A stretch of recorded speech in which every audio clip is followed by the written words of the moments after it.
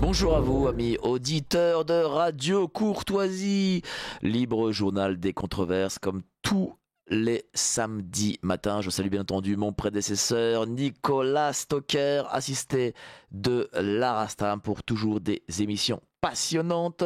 Je salue bien sûr Virginie Ni Vlam, voilà, que je ne me trompe pas. Je sais pas pourquoi j'appelle Mimi Glam, je sais pas, mais bon, Ni Vlam. Mais Mimi Glam, c'est bien aussi. Il y a Nini Vlam le jour, Mimi Glam la nuit. C'est Virginie. Elle est réalisatrice ici chez nous et on la garde. Je salue bien entendu Patrice, l'homme à la superbe écriture. Il va prendre tous vos commentaires et aujourd'hui l'émission sera passionnante, je vous l'assure. Donc n'hésitez pas à commenter, à appeler, à envoyer des mails. Je reçois Thierry Delcourt, docteur Thierry Delcourt, pédopsychiatre, et c'est drôle parce que nous avons le dimanche un Thierry Delcourt, pédopsychiatre, mais ce n'est pas le même. Voilà. C'est fou quand même, hein. Je savais ça, je savais ça. Ce n'est pas le même, voilà, nous avons deux homonymes. Ils travaillent dans le même métier. Il n'y a pas d'ADN, il n'y a pas de clone, hein, c'est pas, il n'y a pas de, il n'y a pas d'IA derrière, mais voilà, c'est deux personnes différentes. Il vient pour son ouvrage Je ne sais plus qui je suis chez nos amis de Max Milo. On va parler de l'intelligence artificielle. On va parler de ce monde virtuel qui s'impose aujourd'hui à nous. Bonjour cher Thierry Delcourt. Dites-moi d'abord pourquoi ce livre? Bonjour. Alors ce livre, en fait, il s'est imposé, ne serait-ce que le titre, s'est imposé parce que c'est quelque chose que j'entends très régulièrement dans ma consultation avec les adolescents et les adultes jeunes. Je reçois à peu près jusqu'à 26 ans, hein, en tant que pédopsychiatre. Et donc, c'est une phrase que depuis une dizaine d'années, j'entends de plus en plus, et peut-être aussi renforcée depuis la période du confinement. Et donc, ce terme-là s'associe aussi à de nouvelles expressions de troubles, de souffrances et de pathologies chez les jeunes, enfants, adolescents et jeunes adultes. Et il fallait faire un peu le point sur qu'est-ce qui se passe en ce moment chez les personnes, dans la société, dans la relation aux autres et dans la relation au monde, qui fait que finalement, les souffrances et les violences, hein, parce que les deux sont là, posent un gros problème à nous, bien sûr, pédopsychiatres, mais d'une façon générale dans notre société. Alors quand vous dites renforcé par la crise sanitaire, dans quel sens? Dites-nous. Alors, ce qui a été très particulier, c'est que brutalement, notamment chez les adolescents, le confinement les a coupés de la relation sociale ordinaire et simple, hein. Et couper un adolescent de cette relation ordinaire et simple, c'est le couper des expériences de vie. Et ces expériences de vie qui sont fondamentales, hein, c'est à partir de là, chacun de nous, à partir de là, on va effectivement se confronter aux autres, se confronter à plein de choses, et donc construire sa personnalité et son identité. Et là, il n'y avait plus ça. Il n'y avait plus que le monde familial, encore quand ça fonctionnait, parce que tout le monde était aux abois quand même, les parents en télétravail, etc. Enfin, vous savez comment Bien c'était sûr. cette période. Et en même temps, les enfants devant leurs écrans, jour et nuit, pour certains, avec un décalage du rythme et avec une espèce d'état second qui s'est installé comme ça, une espèce de cocon, mais un cocon qui est plutôt une prison qu'un cocon doré, vous voyez, Hmm. hein, puisque ça a privé quand même de quelque chose, de l'expérience de vie. Et donc ça, au moment où ça s'est rouvert, alors pour un certain nombre d'adolescents, heureusement, tout s'est bien passé, hein. Il ne s'agit pas de dire que tout le monde a dégusté dans cette période, mais pour certains qui étaient ou un peu fragiles, ou en préadolescence, ou voilà, ou déjà un peu en difficulté par rapport à la relation sociale, ça a été extrêmement difficile ensuite de reprendre place. Et donc la réaction, ça a été de se refermer, de continuer à se refermer sur soi et de perdre l'expérience de vie qui amenait à vivre. Et de là sont apparus un certain nombre de troubles et même de pathologies qui est relativement graves, hein, puisque voilà, une journée de pédopsychiatre, je peux vous dire qu'en ce moment, c'est quand même compliqué et on a l'impression de travailler sans filet avec des enfants et des adolescents qui sont parfois au bord du Ça veut suicide et dire que qui vous avez sont... un afflux de ce type d'adolescents. J'imagine. En plus, alors je ne sais pas si c'est la conséquence, mais on a l'impression de voir une forme de violence plus importante de la part de nos jeunes qu'il y a peut-être 10 ou 15 ans de cela. Oui, alors un afflux, ça c'est sûr. Alors il y a deux raisons à cet afflux. D'une part, nous sommes très peu nombreux comme pédopsychiatres parce que ça n'intéresse pas vraiment les étudiants en médecine de faire de la pédopsychiatrie. Pourtant, c'est une discipline passionnante, mais ça les intéresse pas beaucoup. Et en plus, vous l'entendez tout le temps et vous le constatez dans la vie quotidienne, il y a un certain nombre d'adolescents qui vont mal et donc il y a une pression très forte au niveau de la demande. Hein, pour vous donner une idée, moi, quand je commence le lundi matin, j'ai à peu près une dizaine de demandes de nouveaux rendez-vous, hein, Oui. auxquels je ne peux pas répondre d'ailleurs, hein, voilà, et avec des choses relativement graves. Alors effectivement, vous pointez quelque chose de très important par rapport à cette articulation entre souffrance et violence. Et là, ça nous amène directement à cette question de la confrontation à la réalité et la confrontation aux autres, hein. Et quand je dis confrontation, c'est que dans la relation aux autres, il y a une part d'ouverture, mais il y a une part de confrontation, de rapport de force, hein, ne serait-ce que pour affirmer son identité, pour donner une consistance. Et parfois, et vous le savez bien, les adolescents, comme on dit, roulent des mécaniques et essayent de s'imposer comme ça. Sauf que quand on est prisonnier, plus ou moins prisonnier, et parfois sous emprise des réseaux sociaux ou des jeux vidéo ou d'autres choses comme ça, eh bien, il est difficile à un moment donné de faire la part entre le jeu, l'irréalité et la réalité. Hein, une espèce de, de, de passage, de glissement problématique qui fait que dans la réalité, comme ces adolescents n'ont pas forcément les outils pour réaliser une belle expérience de la rencontre avec l'autre, ils vont effectivement mettre en scène quelque chose qui colle plus ou moins près de ce qu'ils vivent dans leurs réseaux sociaux, qui sont quand même assez violents, vous le savez, hein, et dans la vie, et dans aussi la façon de consommer, parce que bon, je parle des réseaux sociaux, mais on peut aussi parler de l'ouverture très, très libre à la pornographie, et une pornographie qui est, pointons-le, de plus en plus violente. Hein. C'est pas simplement aller chercher une belle amourette voilà, pour se représenter C'est la pas Brigitte sexualité. Lahaie, quoi. Non, voilà, c'est quelque chose de très violent. Voilà, on voit que la consommation à ce niveau-là est vraiment centrée justement sur des actes violents où l'autre est un objet malmené. Dites-moi, vous êtes à Reims, votre cabinet est à Reims. Quel profil de jeunes vous recevez? Alors, j'ai la chance, quand on est pédopsychiatre, c'est que la prise en charge se fait, voilà, et les gens sont remboursés. Donc, il n'y a pas de, j'exerce en libéral, mais il n'y a pas d'obstacle à ça. Ce qui fait que vous savez que Reims est une ville un peu particulière parce que d'un côté, il y a une bourgeoisie autour du champagne, autour de, voilà, de l'entreprise, etc. Et puis de l'autre, il y a une frange sociale défavorisée très importante, puisque nous avons énormément de logements sociaux, et que à Reims, finalement, au moment où on ouvrait des logements sociaux, certains ont été fermés dans le 9-3 et sont venus sur Reims. Donc on a vraiment une population bigarrée. Et moi, je reçois autant des jeunes voilà, des beaux quartiers, disons-le comme ça, même si c'est un peu passiste de dire ça, mais et puis beaucoup de ces jeunes qui viennent des quartiers défavorisés et donc voilà qui sont en souffrance ou qui sont en violence ou qui sont en demande quoi. Dites-moi, je vous pose la question parce que voilà, c'est pour voir un peu, parce que les gens me disent souvent oui, mais il y a surtout les jeux de la diversité, etc. Non, là aujourd'hui, on est sur un problème euh, global d'une jeunesse, on va dire un peu en souffrance, hein.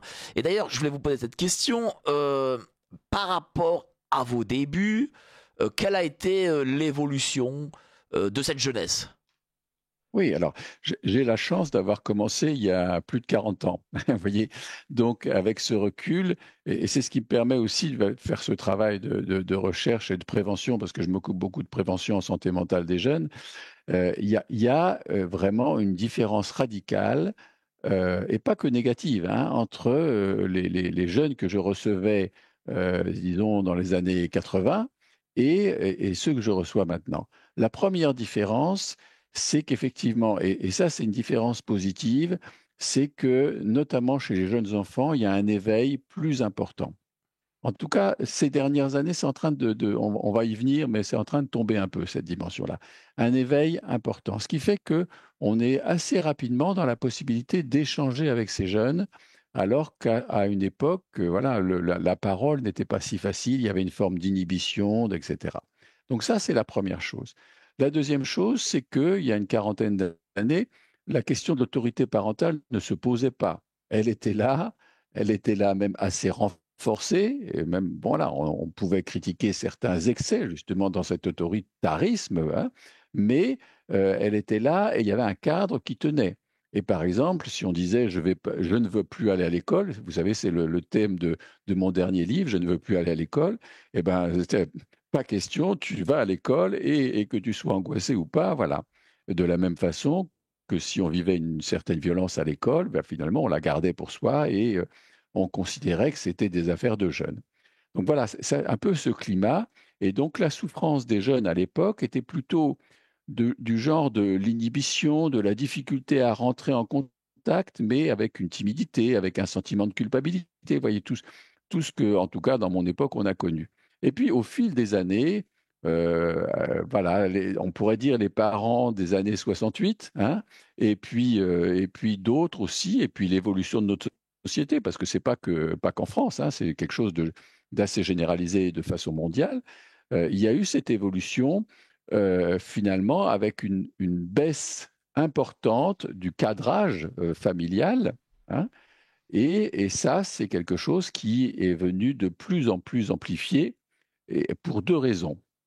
La première, c'est la façon dont l'État a mis sous tutelle la famille, c'est-à-dire en dictant à la famille ce qu'elle devait faire. Alors ça a été bien par rapport aux maltraitances, etc., mais ça a été très loin aussi par rapport à ce que les familles ont le droit de faire avec leurs enfants.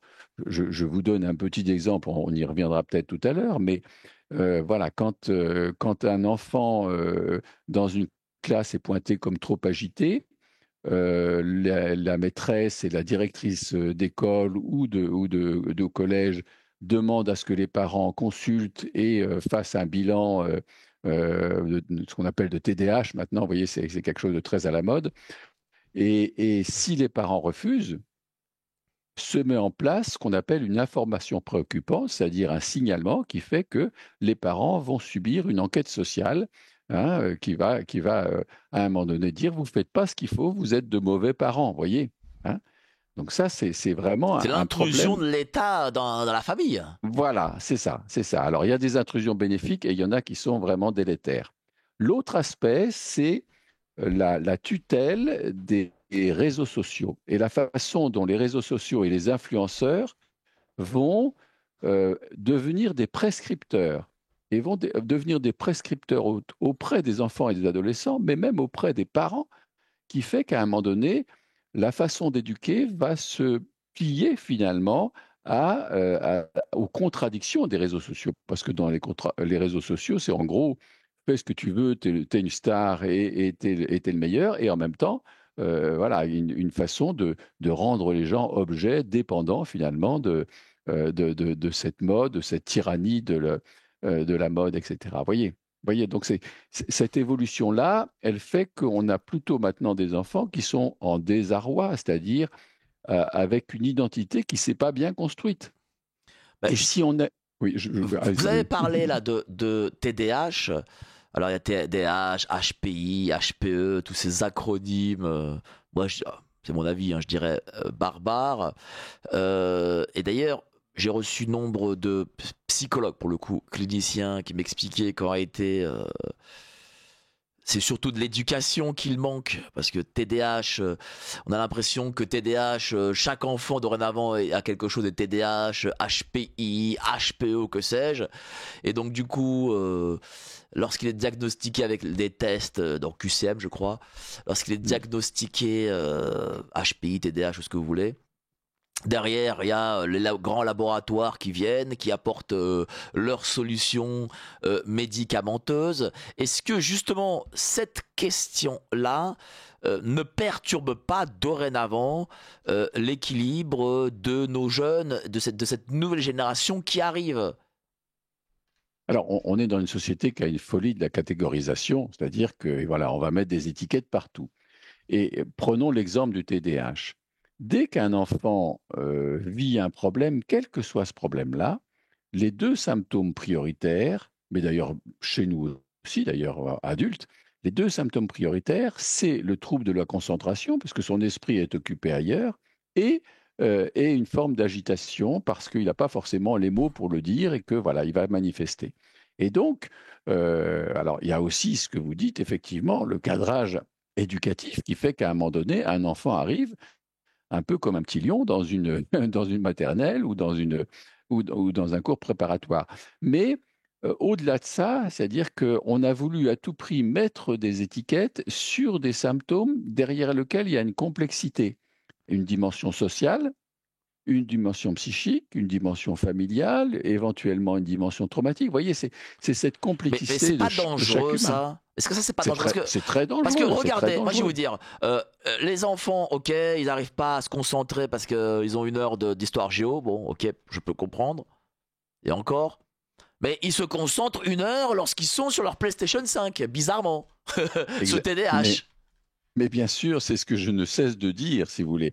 Hein. Et d'ailleurs, dans cette commission parlementaire en ce moment, dont on parle beaucoup sur la contrainte des réseaux sociaux, on va peut-être un jour arriver à ça, mais effectivement, il y a cette dimension qui est très problématique. Effectivement, et la question que vous soulevez, c'est l'effort de l'expérience. Hein. Les apprentissages scolaires, ça fait partie des expériences de vie. Mais vous avez remarqué, c'est pas très à la mode. Hein. Et en plus, ça demande un effort. Et donc, dès l'instant où ça demande un effort et que l'enfant n'a pas été préparé à cet effort, puisqu'on est dans une culture du divertissement et de l'immédiateté, eh ben effectivement, il va court-circuiter cet effort et donc, voilà, se distraire, bouger, s'agiter et éviter l'obligation, quoi. Alors, j'ai une question d'auditeur. Sachez, cher monsieur Delcourt, que nos auditeurs, c'est vraiment l'élite des auditeurs de la bande FM parisienne. Écoutez ça. Ouais. La relation sociale n'est-elle pas rompue également par la censure globale qui interdit tout débat au nom du prétendu respect des minorités soi-disant opprimées? Freud disait que le refoulé revient plus bruyamment. Hannah Arendt a bien montré que la relation humaine ne peut substituer sans dialogue, ne peut subsister sans dialogue, pardon.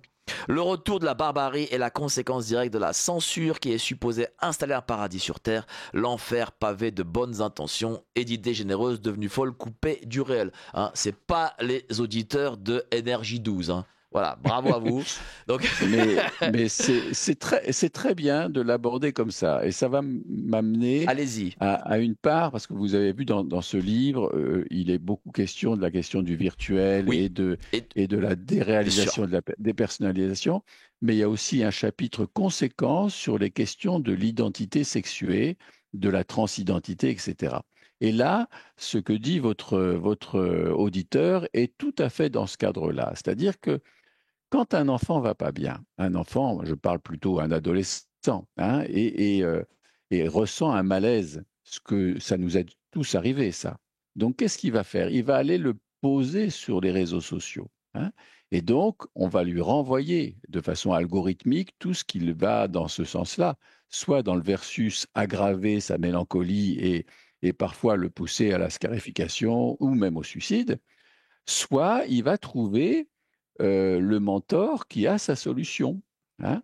Et, et notamment dans ce cadre-là, il y a la dimension de ce qu'on appelle des transactivistes, hein, c'est-à-dire que Si tu te sens mal, moi je sais pourquoi, c'est parce que tu es né dans le mauvais corps et donc je te donne en gros la voie et la marche à suivre pour, changer d'identité.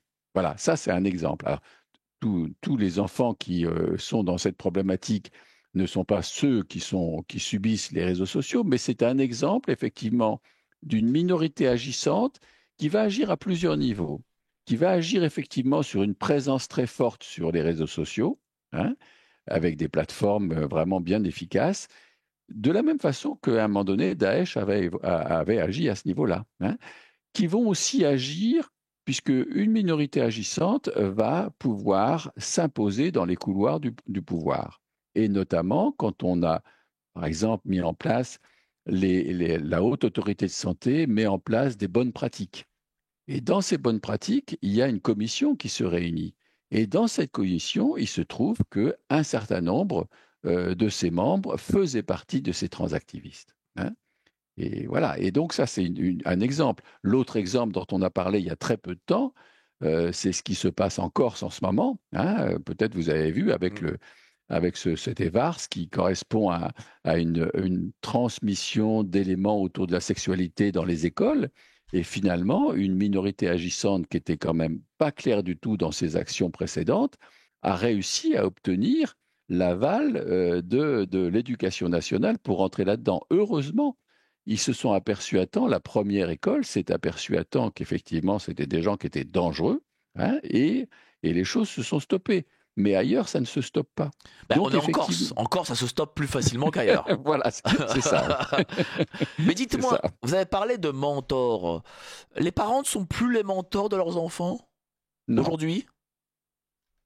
de moins en moins. Déjà, les parents, vous savez, ils sont très pris. Ils sont très pris. Bah, ils sont quand même Euh, pas. Enfin, oui, non, mais, c'est pas que j'ai pas envie d'entendre cet argument, mais comment? mais Moi, je tout suis de dépend très pris 81. par quoi? Moi, je Très suis de pris par quoi? 81.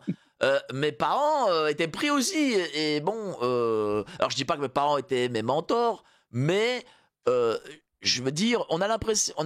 À l'époque, nos parents ne travaillaient pas que 35 heures.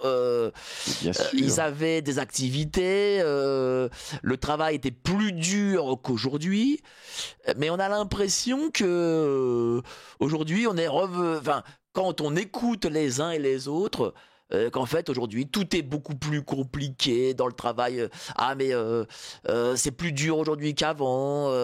On n'y arrive pas, on n'a pas le temps. Pourtant, moi je vais vous dire, lorsque les gens rentrent chez eux, ils ont le temps d'aller allumer Netflix, ils ont le temps d'aller sur les réseaux sociaux, ils ont le temps de fumer des clopes, etc. Mais ils n'ont pas le temps pour leurs enfants en fait. Nous y voilà, c'est exactement ce que je voulais dire. Alors, Ah, bah, très bien. on va pas dessiner un tableau noir de ça parce qu'il y a des familles qui fonctionnent très Oui, non, bien, bien sûr, bien heureusement, sûr. hein. On parle justement des cas à la marge, avec une marge qui est de plus en plus importante. C'est ça le problème, hein.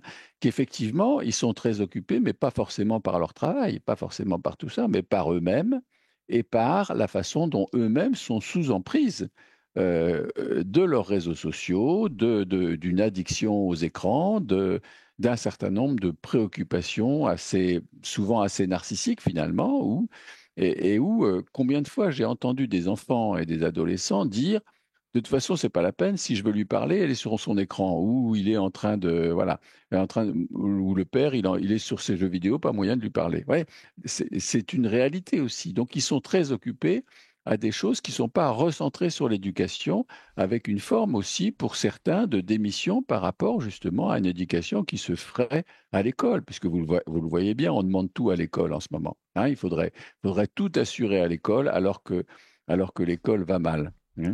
Mais moi, je vais vous dire, le problème aussi, je pense, d'après moi, vous savez, chaque période a un socle générationnel qui tient la société. Il y a 20-25 ans, lorsque les baby-boomers étaient en activité, ils tenaient la société française. Et moi, je pense que c'est pareil, il y a 40-50 ans, la génération d'avant-guerre, etc. Voilà. Bon. Et moi, je trouve, enfin, je le dis, hein, et je bats ma coulpe aussi, c'est que ma génération qui a 40 ans, moi je suis de 81, j'ai 44 ans, eh ben, ma génération ne tient pas cette société. Ma génération est restée adolescente, voire même enfantine, si je puis dire. Moi, je vois parmi ceux que je connais, qui ont à peu près mon âge, continuer à être voilà, sur ces réseaux sociaux, les jeux vidéo, et être encore dans regarder des dessins animés du Club Dorothée. Voilà, parce que moi, je suis typiquement génération Club Dorothée, vous voyez, et retourner à une forme d'enfance. Et le problème, c'est que notre génération et nous avons trop tendance d'ailleurs à taper sur la génération de nos parents, les baby boomers, à tort, moi je pense à tort, et alors que nous ne sommes pas responsables dans notre société, et donc du coup, nous élevons mal nos enfants. Je ne sais pas ce que vous en pensez. Oui, souvenez-vous, j'offre du temps disponible à Coca-Cola, hein, Patrick Lelay. Patrick Lelay. Voilà, Patrick Lelay. C'est dire qu'effectivement, on va pas forcément le reprocher à ces jeunes parents, hein, Bah, on vous et n'est pas les très autres. jeune, hein, 40 et quelques, c'est pas, ça va. Euh, oui, bon, ça va, On n'est plus très jeune, hein. plus très jeune. Mais voilà, si on est dans une ambiance, on pourrait dire, de divertissement, hein, et après tout, pourquoi pas, le problème, c'est que aussi, il y a tout un phénomène d'emprise, hein, et notamment de la finance internationale, des GAFAM, enfin de tout ça, qui finalement mène un combat et une pression très importante pour que les cerveaux soient effectivement du côté d'un divertissement et soient addicts à cette dimension du divertissement parce que ça rapporte beaucoup, hein. Il y a cette réalité-là aussi, hein. Ça ne déculpabilise pas, si tant est qu'il y aurait une culpabilité par rapport à ça, les parents, mais ça pose aussi cette question de la façon dont chacun est soit dans une servitude volontaire, comme on disait avec le Boétie, hein, pour continuer avec les citations après Hannah Arendt, soit effectivement une réelle emprise qui fait que la servitude est involontaire et que finalement on est objet en pensant être sujet, voyez? C'est sûr. Oui, mais il n'y a pas eu une. Moi, je remarque que les parents de ma génération ne sont plus parents, mais cherchent à être amis, copains de leurs enfants. Est-ce qu'il n'y a pas eu cette évolution-là avec le temps? Oui, d'un côté, oui, non, mais certainement il y a ça, hein. D'un côté, il y a une frontière qui est moins prononcée entre parents et enfants. Faut-il le regretter? C'est pas sûr. C'est pas sûr parce qu'il y a, à partir de là, si à partir de là, il y a un vrai dialogue entre parents et enfants, c'est parfait. C'est-à-dire, vous savez, parfois, je prescris, plutôt que de prescrire un médicament, je prescris une discussion sous les étoiles, hein. D'accord? Ah, Vous voyez, celle qu'on a, vous voyez, celle que vous avez peut-être eue une fois avec votre père ou votre mère, dans un moment où, voilà, il fait noir, voilà, on se parle, il n'y a pas de questions, on ne fait pas la morale, on ne rassure pas forcément, et on arrive à dire des choses qu'on ne dit pas habituellement, hein. Comme parfois ça se passe aussi avec les petits-enfants quand on leur raconte l'histoire du soir et qu'à ce moment-là, ils arrivent à dire les choses. C'est-à-dire cette qualité de parole et d'écoute, si à un moment donné on est proche de ses enfants, mais qu'on préserve cette qualité de parole et d'écoute, le cadre est là. Le cadre est là et on reste, pour réutiliser ce terme de mentor, on reste mentor de ses enfants et on reste la référence essentielle qui va permettre à l'enfant, à l'adolescent, de décrypter le monde aussi avec cette assurance. Et donc, ça nous ramène au propos essentiel du livre, c'est-à-dire la construction d'identité, hein, qui passe par un certain nombre d'étapes très mais importantes. justement, cette société actuelle, qui est prise en main par le capitalisme globalisé, qui parle essentiellement de la réussite comme financière, et 99% des parents n'ont pas cette réussite financière à la Elon Musk, enfin, vous voyez, à tous ces gens qu'on Bien nous sûr. montre constamment à la Mhm. télé ou sur les réseaux sociaux. Est-ce que, de ce fait, les enfants, voyant une réussite qui n'est pas celle de leurs parents, eh bien, commencent à ne plus respecter leurs parents et à chercher des parents de substitution, entre guillemets? Et oui, oui, là, vous posez quelque chose de très vaste. Je crois que c'est vraiment important parce que ça se pose à la fois effectivement par rapport on va réutiliser ce terme de mentor, mais en même temps, ces termes d'idéal finalement, un de moi idéal, hein. Pour un enfant, dans sa construction, il y a une espèce de moi idéal et il se projette sur quelque chose. Et quand il se projette sur un imbécile influenceur, qui lui va effectivement avoir tout ce qu'il faut sur un certain registre, eh ben, il s'égare complètement. Et à un moment donné, le parent n'est plus crédible par rapport à ça. Si, et ça rejoint aussi une question très importante sur les deuxième et troisième générations des immigrés, hein. Là, il y a vraiment un gros problème parce que les premiers ont accepté un certain nombre de choses dans l'intégration, hein, et la deuxième génération a vécu quelque chose de l'ordre de voilà, d'une forme d'humiliation, vous voyez? De «Mon père n'est pas à la hauteur» et cetera. Voilà, il s'est fait il descend du trottoir, voilà, il laisse passer les autres et cetera. Et donc, il y a eu une espèce de renforcement qui, à la troisième génération, ramène une quête d'identité et même identitaire, hein, et communautaire qui va d'autant plus avoir de violence. Vous voyez? C'est ces passages-là qui, à un moment donné, quand il y a quelque chose qui lâche un peu, heu et qui fait qu'à un moment donné, on va s'engouffrer vers des espèces de modèles qui sont, très problématiques, hein. Que ce soit le grand frère dans le quartier ou que ce soit Elon Musk ou que ce soit, l'influenceur, du coin, hein. Oui, parce que l'enfant ne se dit pas.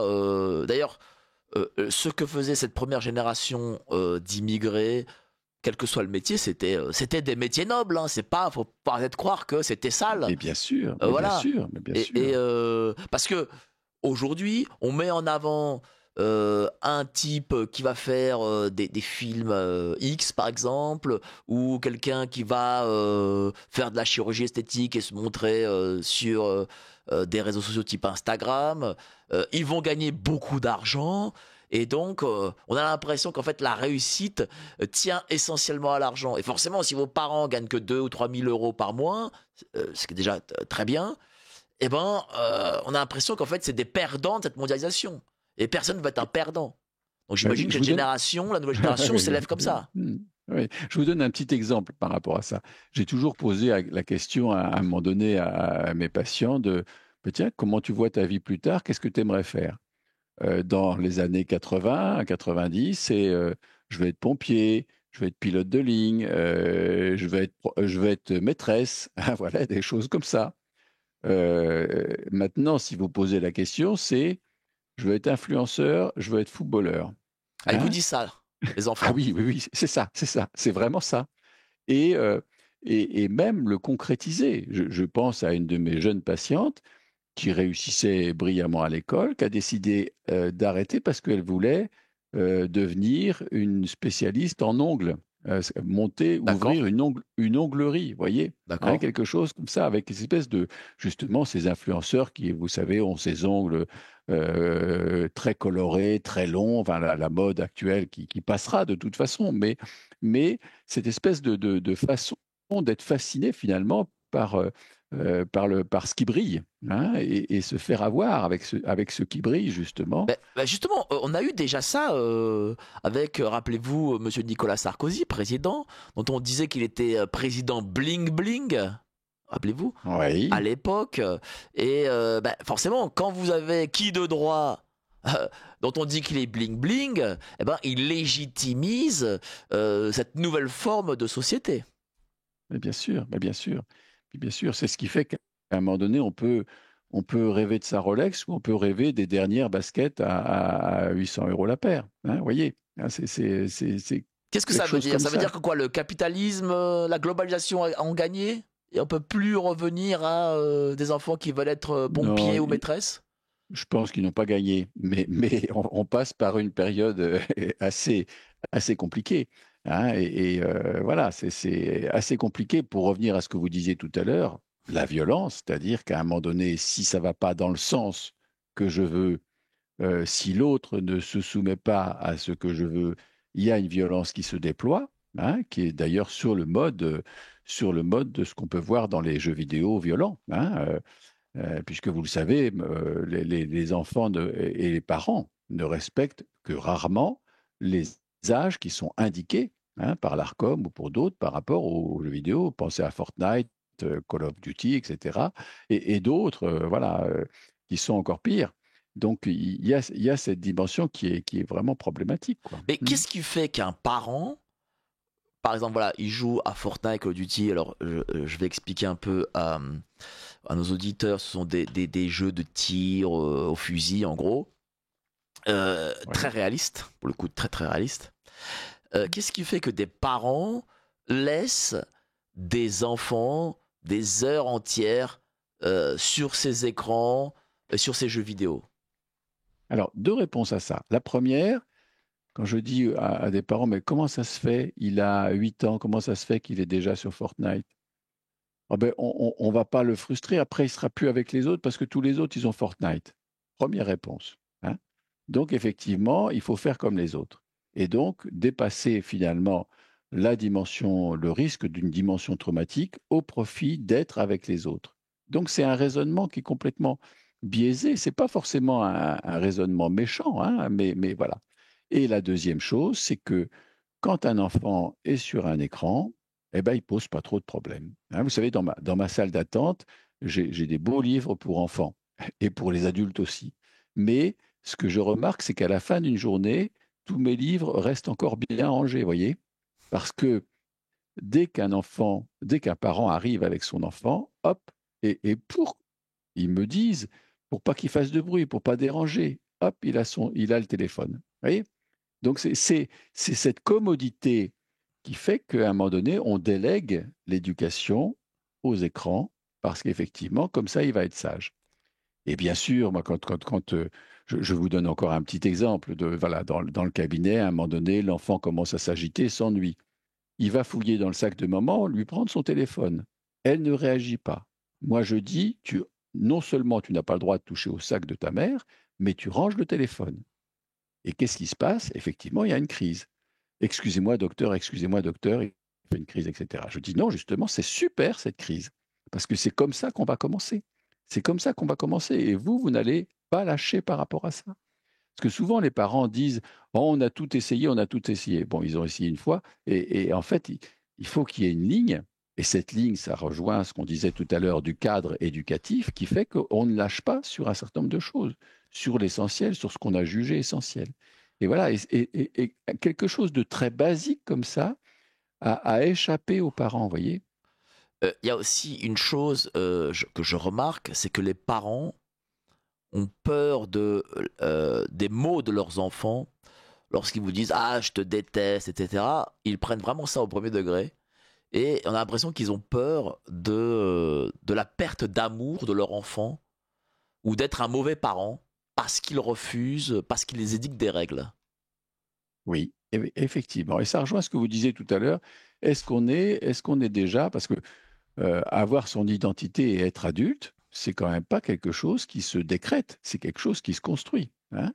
Et ce problème d'identité, il vient pas sur la génération actuelle, même si c'est une aggravation sur la génération actuelle avec des pathologies importantes, état limite, borderline, dépression forte, etc. Il vient aussi progressivement de génération en génération parce qu'effectivement, comment être parent? Il n'y a pas de mode d'emploi. En tout cas, en théorie, il n'y a pas de mode d'emploi, si ce n'est à un moment donné pouvoir faire confiance à son intuition. Mais faire confiance à son intuition, ça suppose d'avoir été enrichi dans son enfance et dans son adolescence par rapport à des pratiques, que ce soit des pratiques traditionnelles, même si on n'est pas tradit, ou que ce soit d'autres approches qui fait qu'à un moment donné, on sait où on va en tant que parent. Si on n'a pas ça, voilà, et d'une génération à l'autre, eh ben, il y a quelque chose qui lâche et qui fait qu'à un moment donné, on a peur d'être parent. Et quand on a peur d'être parent, voilà, on va chercher à séduire son enfant finalement, hein, et ne pas le contrarier, ne pas le faire pleurer, surtout qu'on est en train de dire effectivement, plus jamais maintenant votre enfant doit pleurer. Vous avez entendu parler, on va peut-être pas aborder le sujet, mais de l'éducation positive dans Bah, ses si, si, extrêmes, si, hein. allez-y justement. Euh, Voilà. Allez-y, parlez-nous un peu de cette éducation positive. Euh, il faut que les gens sachent. Et puis après, j'aurais une question importante à vous poser, mais allez-y, expliquez-nous ce qu'est cette fameuse éducation positive. Parce que on donne des concepts. Il faut savoir que l'État donne des concepts, éducation positive et tout. Donc forcément, vous n'allez pas dire que c'est bidon. Vous allez dire, ah ben non, l'éducation positive, c'est forcément positif. Mais en réalité, derrière l'éducation positive, il y a un concept idéologique. Bien sûr, bien sûr. C'est-à-dire, la première idéologie, c'est de s'approprier ce terme de positif comme si les autres éducations n'étaient pas positives, hein, la première chose. C'est-à-dire qu'une éducation bienveillante comme il se doit, c'est-à-dire qui va pas dévaloriser l'enfant, qui va pas l'humilier, voilà, c'est une base solide. Il faut le rappeler parce qu'il y a des parents quand même qui sont pas tout à fait à la hauteur par rapport à ça, justement, qui rejouent leurs problèmes personnels et qui ont tendance à malmener leur enfant à ce niveau-là. Mais ça n'est pas la généralité, loin de là, et un certain nombre de parents, de façon à la fois intuitive et en même temps, voilà, parce qu'ils sont pris dans cette qualité de vie, enfin, qualité de pensée de vie, vont apporter une éducation bienveillante à leur enfant, mais en posant un cadre. Quand c'est non, c'est non. Voilà. Et si ça te plaît pas, tu files dans ta chambre. Voilà. Hein. Ça, c'est une base fondamentale voilà, et on ne lâchera pas. On ne lâchera pas par rapport à ça. Et il peut y avoir de la discussion, mais pas de la négociation. Hein. La négociation, elle vient plus tardivement, au moment de l'adolescence, effectivement, voilà, les heures de sortie, le temps d'écran, etc. Voilà, c'est des choses qui se négocient, qui se discutent à mesure que la maturité arrive et que voilà. Mais sur cette dimension-là, bienveillante et positive, voilà, et on construit un enfant et il se construit bien. Si par contre on verse dans cet excès qui va être de dire il ne faut jamais contrarier un enfant, il faut toujours aller dans le sens de ce qu'il le dit et puis l'accompagner en espérant qu'il ait finalement une maturité que de toute façon il n'a pas. Et donc on anticipe sur une incapacité de l'enfant, c'est-à-dire qu'on le met en situation de danger parce qu'il va être sans repère. Voyez. Et à partir de là, qu'est-ce que fait un enfant qui est sans repère? Ben, il va manifester dans cette dimension-là avec une espèce de toute-puissance. Hein. Vous savez, on en parle beaucoup de ces enfants rois, de la toute-puissance infantile. La toute-puissance infantile, c'est quelque chose qui existe par définition à la naissance. C'est-à-dire, je veux le sein, enfin, c'est pas, bien sûr, c'est pas élaboré, mais je veux le sein, j'ai le sein, hein, ou le biberon. Voilà, il y a pas de recul par rapport à ça. Or, toute notre éducation, elle va permettre ce recul qui va être de former, de formuler son désir et de ne pas être dans la toute-puissance et d'accepter la limite, la frustration, la façon de différer ce désir. Et dans cette éducation positive exagérée, il n'y a plus cette dimension-là. Hein. Et donc, on se retrouve avec des enfants qui sont infernaux, hein, vraiment infernaux. Moi, j'en ai vu dans ma salle d'attente parfois, et y compris en tapant sur leurs parents. Quoi. Voilà, il y En a quelque tapant sur chose leurs qui... parents. En tapant sur leurs parents. Hein. Alors, j'ai une question, cher docteur. Est-ce que il ne manque pas, parce qu'il y a aujourd'hui la disparition du grand-parent, du rôle du grand-parent. C'est-à-dire que les parents ne veulent pas la vie de leurs propres parents, qui sont des grands-parents, sur leurs enfants. Ils ne veulent pas la transmission du grand-parent au petit-fils ou à la petite-fille. Est-ce que ça, c'est pas un manque, justement, dorénavant dans notre société? Alors moi, je prendrais le problème à l'inverse, vous voyez. C'est que, à mon époque, voilà, il y avait de la transhumance, mais pas énormément. C'est-à-dire qu'une famille nucléaire restait dans l'environnement, une petite ville, il y avait les grands-parents, il y avait comme... Et puis, comme vous le savez, il y avait beaucoup moins de divorces et beaucoup moins de familles monoparentales, voilà, etc. Donc, ce profil, qu'on pourrait dire traditionnel, sans donner un côté péjoratif à ce terme-là, fonctionnait avec la référence des oncles, des tantes, des grands-parents, et qui permettait justement à un enfant, quand il en avait, comme on dit, ras-le-bol de ses parents, de pouvoir aller chez l'oncle, de pouvoir aller chez la grand-mère, d'avoir des références autres aussi. Hein. Chacun de nous, on sait qu'on s'est plus appuyé sur un oncle ou un grand-père, voilà, que sur un parent qui, à un moment donné, dont on a vu les faiblesses à un moment donné. Ça peut arriver. Hein. Donc, cette dimension-là, avec d'une part le fait que les choses bougent et les gens vont travailler, hein, depuis les années 73, 70, les gens vont travailler à droite, à gauche, comme ça, et se déplacent. Et donc, il reste une famille nucléaire, loin, très souvent assez loin du reste de la famille. Et en plus, cette famille nucléaire explose avec une dissociation parentale, hein, et avec tout ce que vous savez de compliqué là-dedans, qui fait que l'enfant, voilà, comment il va trouver ses repères? Il a déjà bien du mal, voilà, quand il y a un minimum d'entente entre les parents, à se repérer par Oui, mais rapport à l'un et à est-ce que l'autre. le grand-parent peut pas être aussi une forme de socle auprès de l'enfant? Parce que, et malheureusement, je remarque que les parents d'aujourd'hui coupent ce lien entre les grands-parents et les enfants. Alors, oui et non. Moi, ce que je vois par rapport à mes jeunes patients, c'est quand même que, et d'ailleurs, très souvent, c'est les grands-parents qui les amènent en consultation, vous voyez. Très souvent, quand même, quand il y a des Donc c'est eux moments qui ont encore difficiles. la jugeote, si je puis dire. Ah oui, oui, oui. Il y a quand même un point de repère. Alors, quand il n'y a pas ce point de repère, c'est vraiment compliqué, hein. Mais heureusement, il y a encore un fonctionnement comme ça.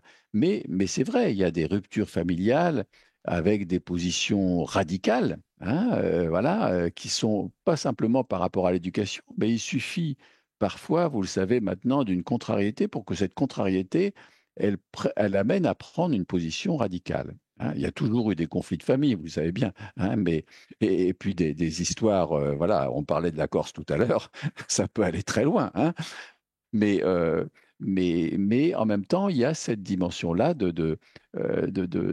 voilà, de radicalité dans la relation entre les personnes qui fait qu'à un moment donné, on va prendre des positions tranchées, quoi.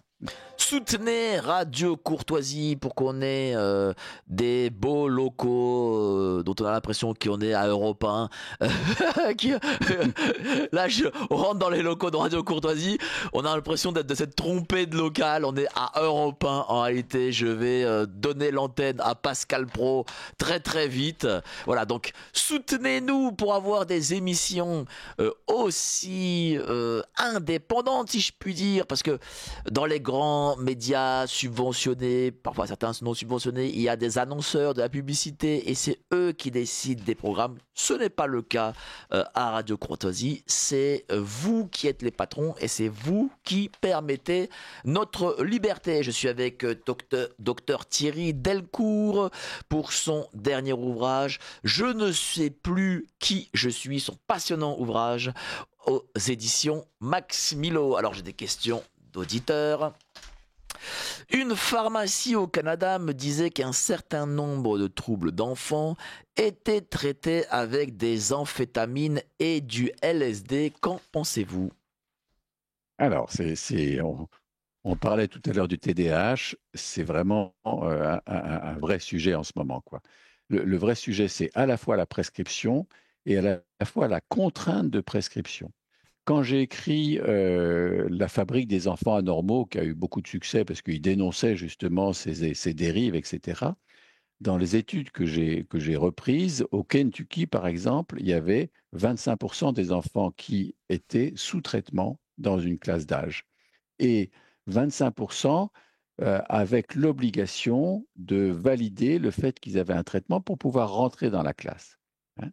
Donc, on n'en est pas là en France, mais on a quand même une expansion énorme à partir de ce court-circuit qu'on a fait, c'est-à-dire TDAH, donc traitement par ce qu'on appelle le méthylphénidate, ce qui est plus connu sous le nom de Ritaline, qui est son nom de commercial, et effectivement, avec l'illusion que ce médicament serait la panacée.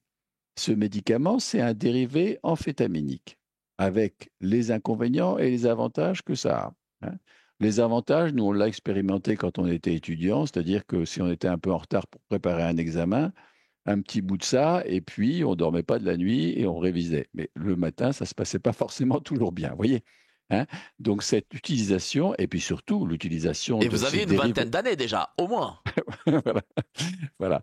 Ces dérivés d'amphétamine sont par définition des drogues. Alors, l'argument massu de l'industrie pharmaceutique, c'est de dire non, la molécule est différente, donc ça n'est pas une drogue.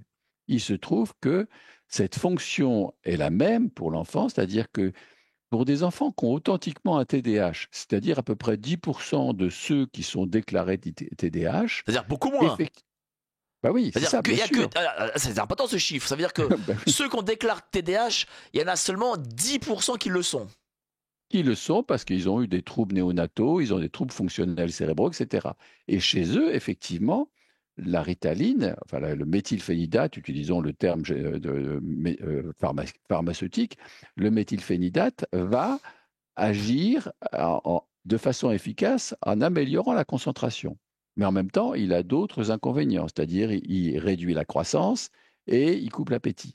Chez les enfants, c'est un peu gênant, c'est-à-dire qu'on va avoir des enfants qui sont tout fluets et qui grandissent pas, hein, pour schématiser les choses. C'est en tout cas si on utilise une dose conséquente de ce produit et à partir très tôt, à partir de 6-7 ans.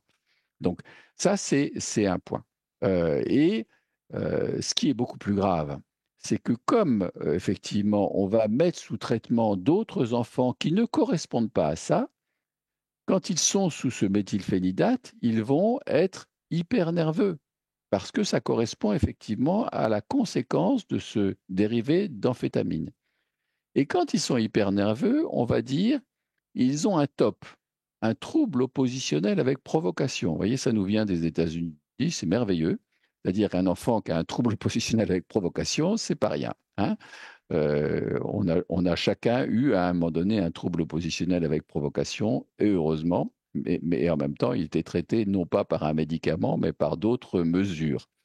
Et donc, à ce moment-là, on le met sous ce qu'on appelle un antipsychotique, c'est-à-dire des médicaments qui sont prescrits à des schizophrènes. Voilà. Et donc, on va associer un médicament excitant avec les inconvénients que je vous décrivais, avec un médicament qui a tendance à écraser toutes les impulsions, si vous voulez, et qui en plus a d'autres inconvénients métaboliques, c'est-à-dire qui modifie le fonctionnement métabolique, ce qui est quand même extrêmement grave. Alors, je ne vais pas parler du LSD parce on n'est pas du tout là-dedans en France, hein.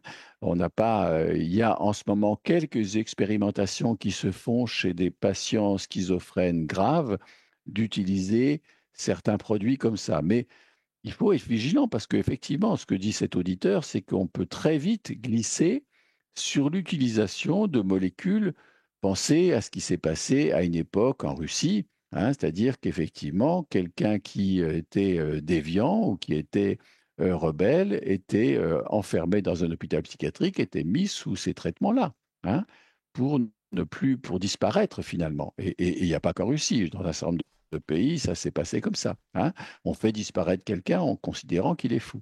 Donc, ces dérives-là sont très importantes. Et ce qu'on voit en France, c'est que de plus en plus, la pression qui est faite sur les parents pour que leur enfant soit traité peut conduire progressivement à ce genre de dérive.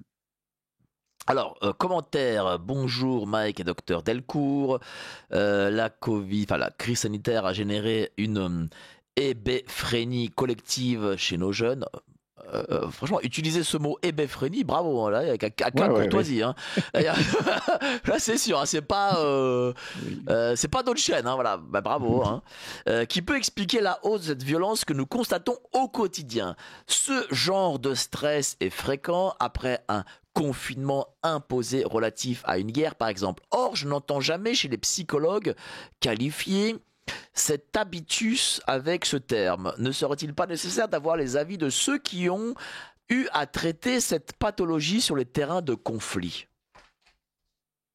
Alors oui, il y a des travaux très intéressants des psychiatres militaires par rapport à cette dimension. On en a parlé par rapport à des pays qui effectivement endoctrinaient des jeunes enfants, effectivement, qui les transformaient en machine en chair à canon, en gros, mais en même temps en machine à tuer, quoi, hein. Donc on peut très bien transformer un humain en machine à tuer, vous le savez, hein. C'est-à-dire qu'à un moment donné, il suffit de le manipuler très tôt et de le transformer. Et puis voilà, et c'est dramatique. Alors, on va pas aller jusqu'à ce dramatique, mais effectivement, on va remplacer hébéphrénie par abêtissement et position un peu de légume, quoi. C'est-à-dire qu'à un moment donné, on perd l'esprit critique, on perd le libre arbitre, et donc on perd la capacité de s'inscrire dans la réalité. Et ça, c'est effectivement un gros problème, et c'est d'ailleurs pour ça, je reviens au sujet du livre, c'est d'ailleurs pour ça que je l'ai écrit, c'est-à-dire que si on ne peut pas construire une consistance de l'identité, qu'est-ce qui va se passer? C'est-à-dire qu'on est après à la merci de n'importe quel petit coup de vent.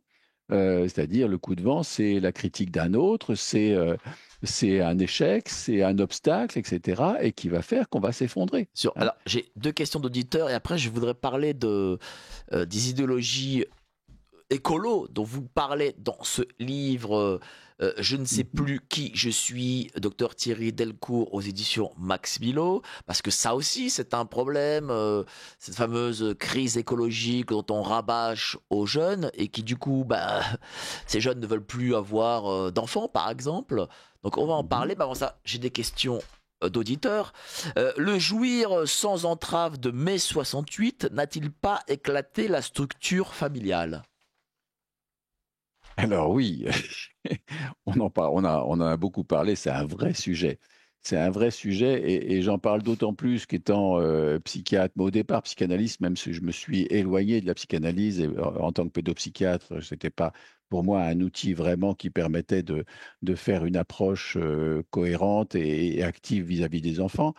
C'est vrai que cette dimension du laisser être, hein, voilà, et on rejoint ce qu'on disait tout à l'heure sur l'éducation positive dans ses excès, hein, c'est qu'effectivement, si on ne pose pas de limites, on ne se construit pas, par définition. Mais, C'est à partir des obstacles, à partir de limites qu'on se construit. mais comment ces idéologies, les Dolto compagnie là, ont réussi à s'imposer comme ça dans l'espace public?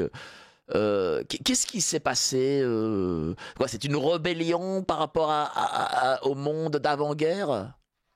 Alors, je pense que ça se pose autrement, c'est-à-dire on a fait une idéologie à partir des gens qui étaient dans leur recherche. Dolto, psychanalyste, qui a fait de très belles réussites avec les enfants, qui a notamment bien travaillé sur cette image du corps, la construction de l'enfant, n'a jamais été pour le jouir sans entrave et le laisser faire. Ah, c'est-à-dire Mais, on lui a ajouté des choses qu'elle n'a pas. mais bien sûr, on a D'accord, pris d'elle ce qu'on avait envie de prendre, si vous voulez. d'accord. Et on a fabriqué une idéologie à partir de quelqu'un. Vous savez, euh, Françoise Dolto, elle est née dans une famille catholique, elle avait des règles, elle tenait, pour ceux qui ont suivi sa consultation, elle tenait ferme par rapport aux parents. Elle n'était pas du tout dans le laisser être, le laisser faire, mais dans la possibilité que l'enfant puisse exprimer, extérioriser. C'est ça qu'elle a défendu. Sauf qu'on a retenu ce qu'on avait envie de retenir et qu'on a fabriqué une idéologie avec ça. C'est ça le problème. Mère de Carlos, hein, qu'on a bien connu. Oui, oui, Voilà. oui. Alors, se laisser influencer par qui que ce soit prouve que l'on n'a aucune personnalité et que dans la Bible, il est dit mieux vaut ne pas avoir d'enfants que d'avoir des impies. Nous sommes dans ce monde-là. Commentaire d'une auditrice. Je vais aller sur vraiment cette crise écologique et ses conséquences, parce que c'est dramatique. Hein. Vous en parlez dans ce livre. Je ne sais plus qui je suis. Ah, d'autres questions arrivent. Merci, chère Patrice. Euh, Est-ce qu'on n'en a pas un peu trop fait avec cette crise écologique? Alors, en tout cas, quel est l'impact de la façon d'en parler et de la Elle est immense dramatisation qu'il cet y a autour impact. de Elle est ça? Bien immense. sûr, il est pas. Alors, on parle beaucoup de cette éco-anxiété. Euh, Ce qu'il faut savoir quand même, c'est, pour relativiser ça par rapport aux enfants et adolescents, c'est qu'ils ne regardent pas la télévision, ils n'écoutent pas les informations, ils ont les informations par les réseaux sociaux. Donc quand ils ont des informations comme ça qui sont biaisées, effectivement, on est très vite dans la dramatisation. Soit finalement, c'est complètement occulté, parce que pour certains enfants et adolescents, c'est complètement occulté, cette question de l'écologie, soit c'est approché justement à partir des mouvements radicaux à ce niveau-là, comme une dimension essentielle et qui fait qu'effectivement, nos futurs, hein, et même pas parler de la question de l'enfant, mais à quoi ça sert que je fasse un effort dans un monde comme celui-ci, quoi, hein? Et au-delà de ça, ce qui pose problème par rapport aux jeunes que je reçois, et vous savez qu'il y a pas mal justement de passages à l'acte suicidaire, hein, c'est-à-dire on parlait tout à l'heure de la violence, mais on parle aussi de la violence contre soi, et qu'à un moment donné, il y a cette dimension-là, effectivement, aussi de ne pas sentir une ouverture dans le monde dans lequel on pourrait exister. Donc ça va au-delà de la question de l'écologie, c'est-à-dire ça va, bien sûr, il y a cette dimension, mais il y a aussi tout le climat dans lequel on est, de catastrophisme, mais en même temps de réalité. La guerre est à nos portes, etc. Donc effectivement, tout ça crée un impact très fort sur les jeunes. Mais les jeunes ne peuvent pas se dissocier de cela, de la guerre, de l'écologie, de la crise financière, etc. Ou C'est- alors ils c'est- emmagasinent et forcément, parce que peut-être qu'ils ne sont pas totalement construits, eh bien pour eux c'est décuplé. L'information est décuplée. la vraie éducation, c'est ça. La vraie éducation, c'est-à-dire comment les parents vont aider un enfant à se faire son avis, à réfléchir, à avoir sa capacité de penser, la capacité de penser, et non pas d'être envahi par une pensée ou une idéologie. Et de la même façon, au niveau de toutes les personnes qui sont peu ou prou en position d'éducation par rapport à un enfant.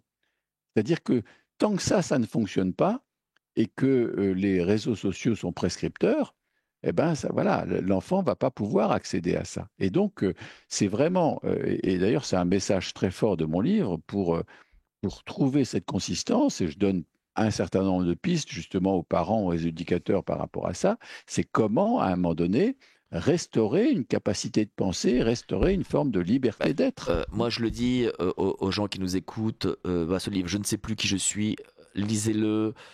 euh, Vraiment, ne lâchez pas vos enfants. Moi, je vais vous dire, je reçois, je fais des émissions quasiment tous les jours, parfois même 2 fois par jour. Et j'ai reçu, par exemple, des jeunes de 20 ans qui sont devenus des stars de OnlyFans. Mhm. J'ai agi aussi avec leur manager. Vous savez, j'imagine que vous savez ce que c'est, cher Mhm. Oui, docteur. oui. Ouais. Et alors, je le dis aux auditeurs qui ne savent pas, ce sont des contenus sur des réseaux pour adultes où il y a des choses sexuelles, les gens demandent des trucs sexuels sur ces réseaux, c'est-à-dire des vidéos plutôt. Voilà, donc il y a des jeunes de 20 ans et parmi ces contenus OnlyFans, je crois que 15 ou 20% sont mineurs. Mhm. Mais comme il y a beaucoup d'argent derrière, et que dorénavant on a une nouvelle génération qui cherche à gagner beaucoup d'argent tout de suite, très vite, eh ben, nombre de mômes sont sur ces réseaux. Moi, je vous dis, je pense que cette nouvelle génération ne va pas bien du tout. Elle ne va pas bien. C'est pas la boum de Sophie Marceau, hein, c'est Non. beaucoup plus dur, quoi. C'est beaucoup plus dur et vraiment, c'est quasiment un appel que je lance. Euh, Regardez ce que font vos enfants, surveillez-les, ne faites pas comme si ben je ne sais pas ce que c'est, je n'y comprends pas. Essayez d'apprendre de comprendre ce quoi ils regardent parce que cette nouvelle génération qui arrive et qui va devenir adulte va va grandir sur des traumas. Je sais pas ce que vous en pensez. Mhm. Tout à fait, je suis tout à fait d'accord avec vous. Et des mesures simples comme celle, par exemple, un peu comme quand on rentre dans un saloon, on pose le pistolet à l'entrée. Eh bien, c'est pareil avec le portable. Hein. Et en ce moment, une chambre d'enfants et d'adolescents, elle est équipée d'une télévision, d'un ordinateur, d'une tablette, ou une tablette, et le téléphone. Et combien de parents se bercent d'illusions en disant, mais de toute façon, on lui fait confiance, et des jeunes qui sont toute la nuit sur leurs écrans avec les notifications en permanente et en regardant des contenus qui, effectivement, comme ceux que vous décrivez, qui sont extrêmement dangereux avec la dimension de cyberharcèlement voilà, qui est quand même très présente, et que ce soit un cyberharcèlement systémique, hein, organisé, ou que ce soit le cyberharcèlement soi-disant, entre potes, hein, et qui finalement ont des effets désastreux. Hein. Oui, parce qu'il ne faut pas penser qu'il faut laisser l'enfant à tout seul se construire, ouais, parce qu'on a confiance. Machin. Tout ça, c'est des concepts bidons. On a été adolescent, on sait qu'on a menti à nos parents, voilà, on Bien a voulu sûr. faire le mur, des choses comme ça. Et aujourd'hui, c'est bien pire que faire le mur. Mais bien sûr, il y a une différence entre transgresser une limite en sachant qu'elle existe et nos limites. hein. Voilà. Et donc dire à un moment donné, ben, ton portable, tu nous le laisses, hein, et à 21 heures, tu nous laisses, et ton temps d'écran par jour ne dépassera pas 1 heure. Voilà, des choses comme ça. La force des parents de pouvoir tenir ça, hein. Alors, une dame nous écrit: Bonjour, enfin un pédopsychiatre qui rétablit la réalité et donc la vérité sur le travail de Françoise Dolto. Émission très intéressante et instructive. Merci, chère madame. Un monsieur qui nous dit: Ne peut-on expliquer tout du malaise dans la société par la montée d'un totalitarisme dit démocratique? Comme dans tous les totalitarismes, l'État s'approprie l'enfant et le coupe de ses parents qui ne sont plus que des géniteurs éleveurs. Le projet est tellement avancé dans notre société abétie par une éducation qui enseigne le tri des poubelles et l'usage du condom, enfin, du préservatif. On parle pas anglais ici, cher monsieur, en étudiant les textes des chansons de Patrick B. C'est Patrick Bruel. Bon, je pense qu'on Ouais. n'étudie plus trop Patrick Bruel. Bon, que Vincent Payon a osé le présenter comme une avancée sociale, comme toujours, au nom de la sacro-sainte religion égalitaire, alors que la véritable égalité est un ascenseur social qui favorisait les compétences, quoique les subversifs de 68 aient pu déblatérer. Qu'est-ce que vous en pensez de ce commentaire? Le seul commentaire que je ferai à ça, moi, je vois beaucoup plus la finance internationale comme coupable et responsable de cette dérive que les parents eux-mêmes ou même que l'État, même si l'État a ses responsabilités parce qu'à un moment donné, il ne va pas poser des limites lui-même, hein, enfin, dire, agir, interdire un certain nombre de choses, hein. C'est pour ça que cette commission d'enquête en ce moment essaye de mobiliser les choses, mais d'une part, il y a un obstacle au niveau de l'État parce qu'il ne faut pas froisser les Chinois, etc. Mais surtout, il y a un obstacle européen qui fait qu'à un moment donné, la France, même si elle a envie de bouger sur ces choses-là, est limitée par les contraintes européennes. Oui, parce que vous parlez de finance internationale, donc du capitalisme, etc. Parce Hmm. que le capitalisme a toujours besoin de nouveaux marchés. Et donc, donner de la rétaline pour les TDAH, c'est un marché. Enfin, aux enfants. Bien sûr, C'est un bien sûr, marché. bien sûr. Créer la transidentité, c'est aussi un marché, puisque ces mômes, ils devront prendre des bloqueurs de puberté peut-être toute leur vie, et donc c'est un marché aussi pour les grands laboratoires, etc., etc. Bien sûr, mais bien sûr, tout comme les réseaux sociaux, le système des influenceurs, tout Sûr. ça, c'est un énorme marché, hein, un énorme marché. Ben oui, parce Et que vous savez, un oui, tout petit mot comme ça. allez-y. Je ne sais pas si vous connaissez la captologie. Non. Voilà. La captologie, c'est redoutable parce qu'en fait, ce sont les psychologues théoriquement doivent soigner, hein. Mais là, ce sont des psychologues qui sont embauchés et des spécialistes aussi qui sont embauchés par les plateformes et les GAFAM pour étudier tout comportement humain de façon à le rendre le plus addict possible, captif, hein, d'où la captologie, le plus addict possible et ne surtout pas quitter, voilà, scroller, ne surtout pas quitter. Donc, avec une alternance, comme on le sait, de contenu apaisant, de contenu violent, attractif, érotique, etc. Enfin, tout est calculé à la milliseconde par rapport à ça, hein. Et cette captologie, c'est vraiment une science diabolique qui est là pour comment rendre l'enfant, l'adulte et les seniors, parce qu'on ne parle pas des seniors, mais les seniors sont autrement captifs aussi Mais de justement, ces plateformes. qu'est-ce que ça provoque sur le cerveau? Vous avez parlé de scroller, c'est-à-dire de passer d'une vidéo à une autre, pour ceux qui n'ont pas compris. Mais des vidéos de 15, 20, 30 secondes, là, avec le pouce, hein, on fait ce geste avec le Ouais. pouce, comme ça, voilà, on passe d'une vidéo à une autre, très vite. Qu'est-ce que ça provoque sur le cerveau humain? Alors, d'une part, et tout le monde le dit, tiens, j'ai passé 2 heures, là, je m'en suis pas rendu compte. Donc, c'est un effet de vider la conscience, hein. On est dans une déréalisation, on est sur un registre où il n'y a pas de conscience d'être, hein, d'une part. Et d'autre part, ça a un effet effectivement sur la concentration. Vous savez, l'histoire de la mémoire du poisson rouge, on a beaucoup parlé à partir d'un livre, je ne me souviens plus de l'auteur, mais enfin, voilà, il y a quelque chose dans la capacité de concentration qui, au fur et à mesure, se réduit de façon très importante. Hein. J'ai été amené, parce que étant à Reims, j'ai été amené à venir dans une maison de champagne pour aborder avec le personnel qu'est-ce qui se passait autour des écrans et pourquoi, par exemple, un jeune, parce qu'il y avait une grande tension entre les vieilles générations et les jeunes générations, et un jeune qui était à la qualité, responsable qualité, qui regardait son téléphone plutôt que de vérifier le passage des bouteilles, vous voyez, des choses comme ça. Et donc, toute Ouais, ça, cette c'est embêtant quand utilisation, même, hein. c'est très, c'est Là, très c'est un peu embêtant. embêtant, hein. Voilà. Mais à un moment donné, ça devient quelque chose qui déborde de tout et qui fait qu'à un moment donné, on n'a plus finalement de consistance. Ça déconsiste, ça dilue finalement la capacité et de penser et d'être présent dans le monde. Hein. Mais on sait que les cerveaux d'enfants ne sont pas formés. Sur eux, qu'est-ce que ça fait exactement? Alors certes, bon, on a perdu 2 ans de temps, ce qui est déjà embêtant parce que une vie, ça peut ne pas être très long. Et même quand c'est long, c'est pas assez long. Qu'est-ce que ça crée sur le développement du cerveau de l'enfant?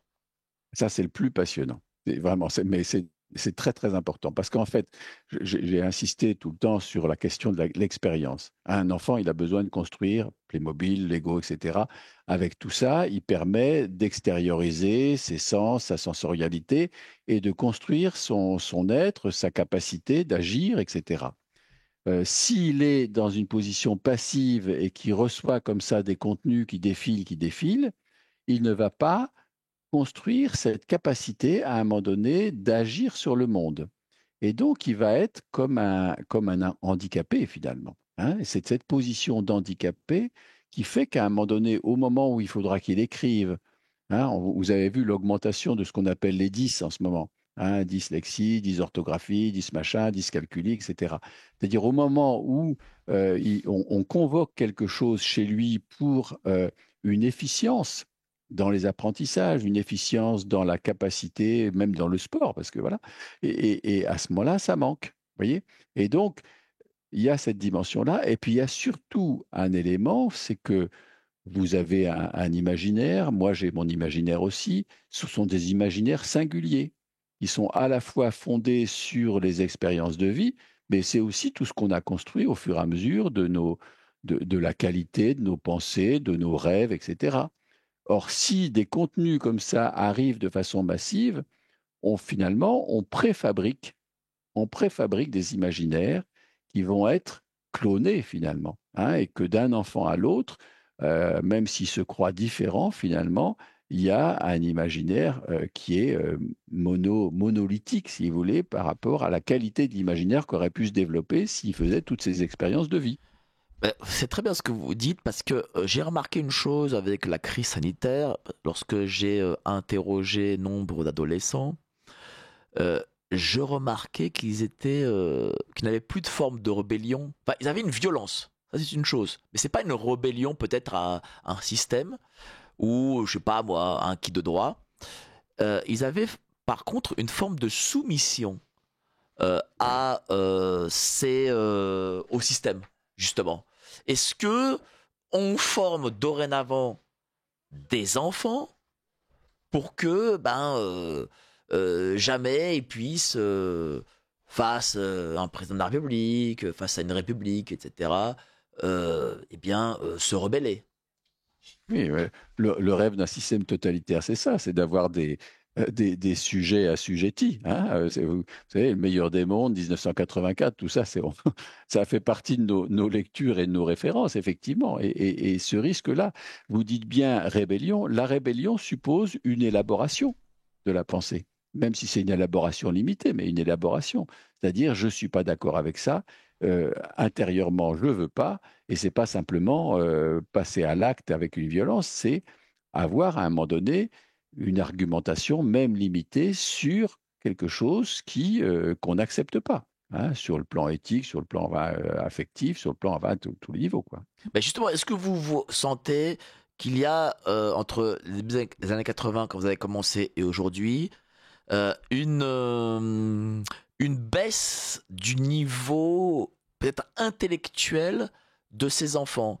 Euh, on revoit par exemple les images de Lina sur YouTube dans les années 50, 60, où vous avez des enfants de, je sais pas moi, 10 ans qui parlaient comme des adultes d'aujourd'hui, avec un Mhm, vocabulaire châtié, si je puis dire. mhm.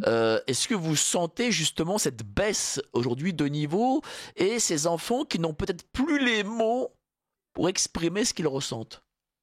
Ah, moi, je vois une sinusoïde, vous voyez. Je Ah, suis d'accord avec vous qu'effectivement, dans les années 50, mais qui on interviewait dans les années 50, c'était pas n'importe qui, vous voyez. Mais d'une façon générale, je pense qu'il y avait une grande difficulté à élaborer parce qu'effectivement, un enfant, ça se tait, un enfant, ça baisse la tête, etc. Voilà, vous vous souvenez, ou en tout cas vos parents se souviennent de ça, hein. Et donc, toute cette évolution jusqu'aux années 2000, disons entre 2000, peut-être même jusqu'à 2010, moi j'ai senti vraiment une qualité d'élaboration, de présence d'esprit qui progressait énormément. Et on voit bien que les courbes s'inversent plus il y a la présence des écrans, des réseaux sociaux et de la fermeture sur soi, plus effectivement il y a une baisse autant des capacités cognitives, c'est-à-dire concentration, mémoire, etc., que des capacités, on va dire, intellectuelles. Ça ne veut pas dire que tout est perdu, hein, bien sûr, mais en tout cas, ça n'est pas entretenu. C'est donc, comme un jardin en friche, quoi. donc Hein. aujourd'hui, l'ennemi principal de notre jeunesse, c'est vraiment les écrans, le téléphone portable, les ordinateurs, quoi. Voilà, en tout cas, l'ennemi, c'est l'excès de ça. Vous voyez, c'est pas tout ça, parce qu'effectivement, on n'a pas parlé, si on parle en plus de l'IA, là, on va ouvrir encore un autre domaine, mais tout ça nous a apporté des choses, hein. C'est la façon dont on utilise Oui, tout mais ça. ces Oui. choses-là, dorénavant, sont dans les écoles et les universités. Eh oui, eh oui. Et au moment où on voudrait légiférer là-dessus, je pense à un jeune que j'ai vu cette semaine qui, avec ses parents, était très très peu consommateur d'écran et qui arrive, les premiers contrôles, on le met devant un ordinateur. Eh ben, il a raté ce contrôle, le pauvre, hein, alors que c'est un enfant qui est tout à fait capable, etc. Effectivement, ça pose problème. Donc il faut qu'il y ait une cohérence aussi et qu'on utilise le numérique et les technologies numériques qu'on ne les utilise que quand c'est indispensable et non pas pour mettre à la place d'autres choses, quoi, J'ai hein, envie de et dire notamment de aussi l'écriture. à ceux qui nous écoutent que Bill Gates, Jeff Bezos, président d'Amazon, ou Elon Musk mettent leurs enfants dans des écoles en Amérique où il n'y a pas d'écran. Hein. C'est ça, oui, Ils oui. savent pourquoi ils le font. Hein. Donc, Oui, oui, bien sûr, bien copiez-les. Hein. sûr. Si vous voulez que vos mômes réussissent, copiez-les. Hein. Ils savent pourquoi ils Mhm. font tout ce qu'ils font. Vous avez Mhm. justement parlé de l'IA et on va utiliser ces 10 dernières minutes pour parler d'intelligence artificielle, hein, prenons pas d'acronyme. Ça Mhm. aussi, ça a bouleversé, j'imagine, le mode d'éducation même de nos enfants. Ah, c'est en train de. On en est qu'au début, hein. Moi, je sens à la façon dont c'est utilisé, à la fois la richesse que ça peut apporter pour certains, hein, et pour certains travaux, hein, des chercheurs, etc., comme outil finalement, et on voit comment c'est utilisé à un moment donné pour réduire encore un peu plus l'effort. Je cite dans le livre un jeune qui me fait l'explication parfaite, en plus il est très intelligent, pourquoi je me fatiguerais à passer 2 heures sur un devoir alors que de faire avec l'IA, ça me prend même pas un quart d'heure et comme ça, je peux avoir 1 heure trois Qu'est-ce que quarts. vous lui répondez à ce jeune-là quand il vous dit Alors, ça? je lui ai répondu qu'effectivement, son intelligence, elle se mesurait pas comme ça, et sa capacité, effectivement, d'apprendre, elle se mesurait pas comme ça, et qu'effectivement, tout ce temps-là, c'est comme la démonstration, c'est comme l'élaboration, tout ce temps-là, il est indispensable pour grandir et pour accéder à une capacité de réflexion. Est-ce que Hein. ce jeune, voilà, qui utilise l'intelligence artificielle va finir par voir son cerveau régresser. Ben, Intellectuellement, je parle. Hein. par définition. C'est-à-dire si à un moment donné, comme en plus ils mettent souvent leur intelligence au service des petites combines, c'est-à-dire pour ne pas qu'on s'aperçoive qu'ils ont plagié, pour ne pas qu'on s'aperçoive que ce soit un devoir d'intelligence artificielle, ils savent très bien faire ça. Hein. Autrement dit, il y a quand même une capacité, une intelligence, elle est quand même là, mais elle est au service, on va le dire comme ça, du moindre effort. Hein. Et donc, le moindre effort signifie on fait marcher son cerveau au moindre effort, à minima. Et on le sait bien, quand on fait marcher à minima, eh ben, on ne construit pas une capacité, ça ne fera pas des inventeurs. À moins que ce soit des inventeurs dans la conception de jeux vidéo. Mais bon, sinon, c'est. Mais c'est tout. Voilà. Voilà. C'est tout. Donc ça veut dire que voilà, on va avoir une génération qui va régresser. Enfin, il faut dire les choses. Quoi. C'est un qui grand n'aura pas risque. les mots, qui n'aura pas le vocabulaire, qui n'aura pas les liens sociaux. Parce que quand on est dans un écran, on est tout seul. Hein. Voilà. Et qui regarda passer les trains. Voilà. Hein, c'est dramatique. Voilà. Ben, bien sûr, on est d'accord. On est d'accord. Donc, qu'est-ce que sera, d'après vous, lorsque vous voyez tous ces enfants dans votre cabinet, qu'est-ce que sera la société du futur? J'ose pas y penser. En tout cas, moi, je suis d'une nature très optimiste. Je suis d'une nature Vous optimiste. voyez le drame arriver, quoi, c'est ça. Vous ne voulez pas y penser. Voilà, c'est ça. En tout cas, je mets en place des choses, notamment dans la prévention en santé mentale. J'ai monté un collectif francophone de pédopsychiatrie qui, d'ailleurs, confronte les différents pays francophones par rapport à ces problématiques. Et eux aussi sont dans ces mêmes problématiques, hein, plus ou moins selon les niveaux de vie et de branchement de ces pays-là. Mais en fait, c'est vraiment à la fois un travail de fourmi. Hein. Par exemple, j'organise des guidances parentales, hein, avec une vingtaine de parents, par exemple. Et ce travail à minima va permettre, à un moment donné, d'aider les choses. Mais il faut qu'il y ait une prévention primaire beaucoup plus importante, beaucoup plus large. Et c'est là où, on peut dire, l'État a un rôle et qu'il faut qu'il y ait une position claire et pas une position ambiguë et qui enfouit encore le rapport qui vient de se sortir, là, qui est très intéressant, le rapport de la commission parlementaire. J'espère qu'il ne va pas finir dans un tiroir. Ouais, c'est ça, c'est cette prévention primaire qui, à un moment donné, va inverser la vapeur par rapport à ce risque, effectivement, d'être mais est-ce que ce objet. rapport peut donner quelque chose, sachant que l'on sait que ces grandes firmes rentrent dans nos écoles.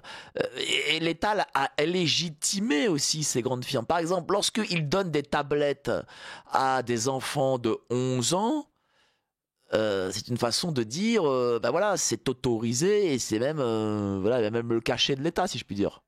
Ben, bien sûr, bien sûr. Alors oui, non, mais, ça n'est pas sans contradiction, je suis bien d'accord avec vous. Mais si on peut enrayer un certain nombre de choses comme ça, de dérives, hein, ne serait-ce que celle des réseaux sociaux, ne serait-ce que le temps d'écran, ne serait-ce que le moment où on accède mais comme à un ce ne écran. sera pas la loi, ce ne sera pas les réseaux sociaux, ce sera, je pense, la famille, parents, grands-parents, voilà. Qu'est-ce que vous conseillerez aujourd'hui aux parents de faire? Eh bien, de reprendre la main. De reprendre la main à tous les niveaux. Hein. Et tout l'intérêt, justement, de ne pas être soumis à la peur que voilà qu'il y ait une information préoccupante, un signalement, ne pas être soumis au diktat que va poser un enseignant ou un directeur d'école.